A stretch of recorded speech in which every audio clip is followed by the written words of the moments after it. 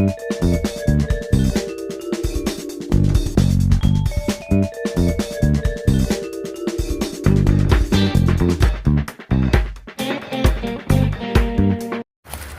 Jam jamming, spring elevation, bodybuilding slash functional protocol melange.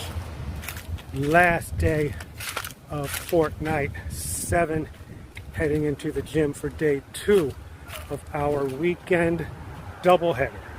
So what's it going to be today? Well, we've had some very good results on day 2 when we start out with the legs, leg extensions, leg curls.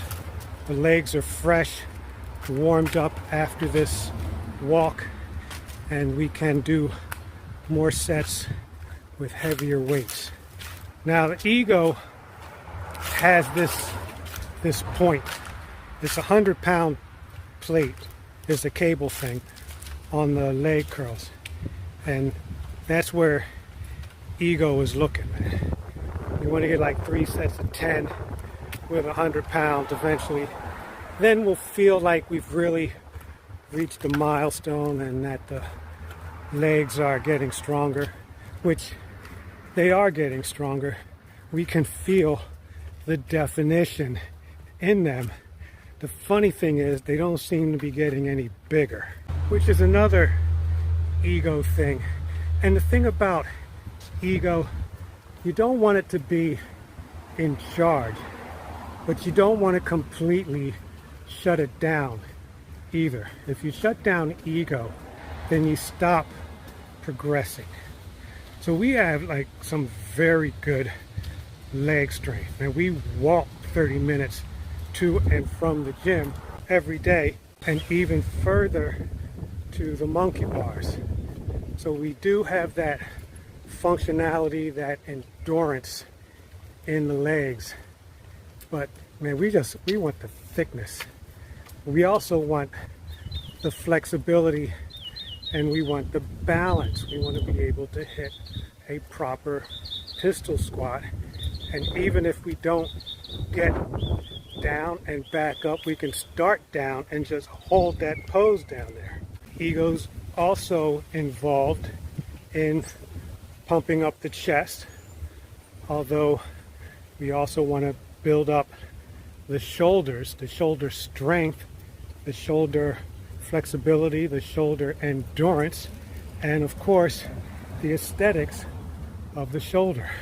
You know, it's like meat and potatoes. The chest is the meat, shoulders are the potatoes, and the abs, well, those are the veggies. So we've got all of that going on. We started doing bicep curls in between our RDLs. So I think today we should do some tricep work in between the chest work and the deep squats. We did deep dumbbell squats last week, so I think we'll do that again, man, because I like the way the legs feel. So it's looking like we start with legs and then maybe finish up with chest, triceps, maybe do a bit of hanging and some park practice work. Maybe we'll start working on a little plunge or something today. Who knows? This is why you got to keep watching, because we're going to get into the gym, get the job done, and report back to you guys right after this message. I'm doing now what I should have been doing between the ages of 25 and 35. And if I believed in regrets, that is, by regretting something, I could change it, I would regret that decade of inactivity and sedentary lifestyle.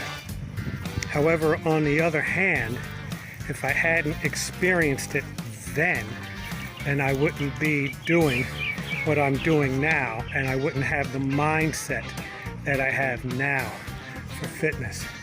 So that decade set me up for every decade that came after it. So I'm not mad, I'm not bitter, but sometimes I imagine where I could be now if I didn't have that 10-year gap in my fitness training. 2 for 2 again this weekend, my friends, because quite frankly, failure is not an option.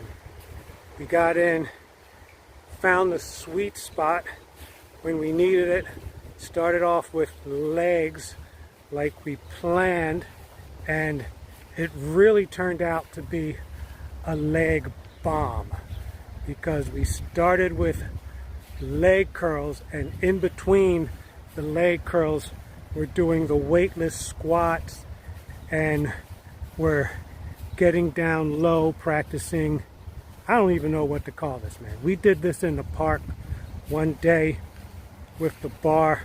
We get down into a squat and then we extend one leg, bring it back, extend the other leg.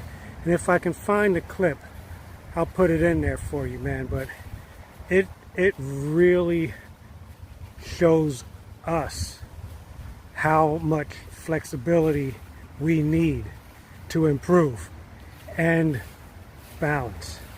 So we worked around there, and then we got to leg extensions. We bombed that one out, so it was a leg bomb just to start the show.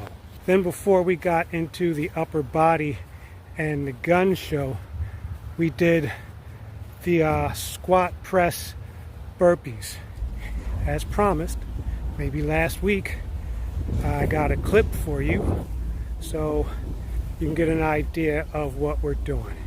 Start low, bring everything up, hit a burpee, and then come back to the squat position. You'll see it. By that time, we were pretty much done, man. Everything else was going to be casual. I saw a bench set up almost straight back under the Smith machine. So I'm like, well, let me try some of these.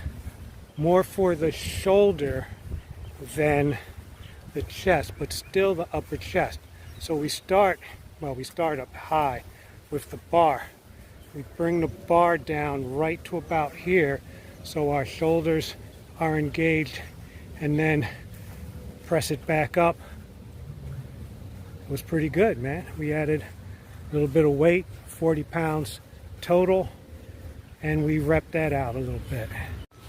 Back when ego was in greater control and the vessel had less injuries, we would like almost laugh at working at the Smith machine, man. It'd be like, I'm not going to work on the Smith machine. Now Mr. Smith is like my best friend in the gym. So we have another move that we can do that's going to work combination upper and is going to strengthen our shoulder and not break it down. We wrapped it up with neutral grip, slight decline dumbbell presses from the center here, and we matched that with bent over flies on the edge of the bench. It was very casual. We would grab some dumbbells, hit the superset, felt okay. We go next higher, up to about 50 pounds, and then we called it a day. Speaking of calling it a day, we're going to call it a day here, man. Thank you very much for checking in and doing all the good deeds, thumbs up, comments, all the goodies that make us uber popular. Thanks, guys. You know we appreciate you. See you next workout.